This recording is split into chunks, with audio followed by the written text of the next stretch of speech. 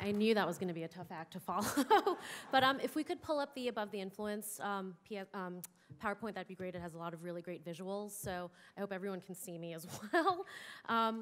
Above the Influence, or ATI, was launched over 10 years ago as a partnership between the Office of National Drug Control Policy and the Partnership for Drug-Free Kids. And since then, it's really become a symbol of individual expression and positive choices. And that's truly because of the strategic approach of Above the Influence. It does address substance abuse, but in the context of negative influences, and really tapping into the natural resistance skills that teens have against external pressures and manipulation.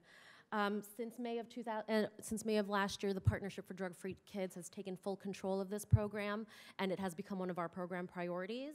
And as far as where ATI falls in the program, in the prevention portfolio, is to really help set healthy social norms via media, which we know is both a powerful influence among youth and adults.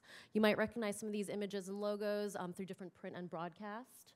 And ATI as a program has also been effective in changing attitudes and behavior. We have different data that shows that youth that are involved in Above the Influence have stronger anti-drug beliefs, and as they engage with the brand fully through the website, social media, participating in local events usually run by drug-free communities, these beliefs are also strengthened. Different studies have also shown, 3 separate studies have shown that ATI has been effective in reducing teen use of marijuana.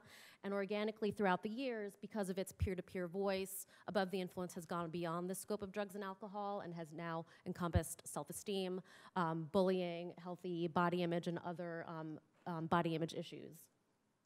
As far as program delivery, just very quickly, that's done through media education, through different forms of advertising, websites, social media, and videos, through in-school programming, which can be adult-facilitated but must be peer-led, and through activities through our community partners as well. Amy and I were just talking before the event started where it's really easy to get kids to come to an Above the Influence event versus a drug and alcohol prevention workshop, and we know the brand wouldn't be where it is today without the support of its community partners. Very quickly, we launched another new resource last fall, and this is to be used in a peer-to-peer model, whether in school, after school, or really anchoring into different existing youth development programs.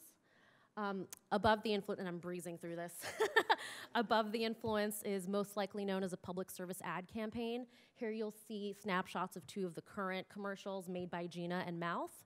Made by Gina was actually a national contest we ran where we asked teens across the country what the next ATI commercial should be. Gina won, and she was involved in the production of the commercial from beginning to end.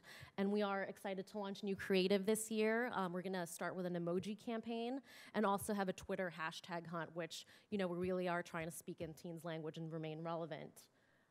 We've had strong media support throughout the years, which we've been very lucky for, and it's very promising to us to know that there is a provision in the CARA Act to support media-based teen prevention programs, and Above the Influence is the only national teen prevention campaign of its kind.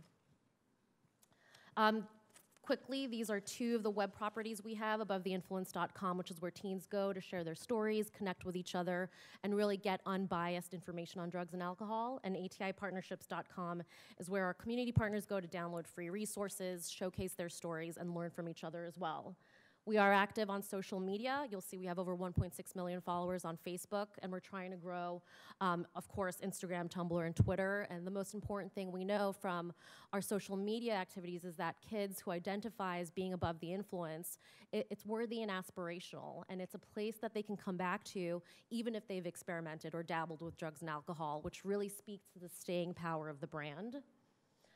We're also excited to launch an e-commerce store next month. This is really in response to our community partners who have been asking for these types of resources so that they can continue to engage kids on the ground through their local activities. And lastly, and most importantly, is, with the reduction, as we all know, of prevention programs in schools and in communities, it's more important now than ever and critical to support this type of media-driven campaign. And we also know that our community partnerships are vital to reaching teens where they are today. We know that they're not necessarily sitting in front of their televisions, watching our spots. They're active in their community, just like Dijon is, and want to be advocates and are advocates for themselves and for others.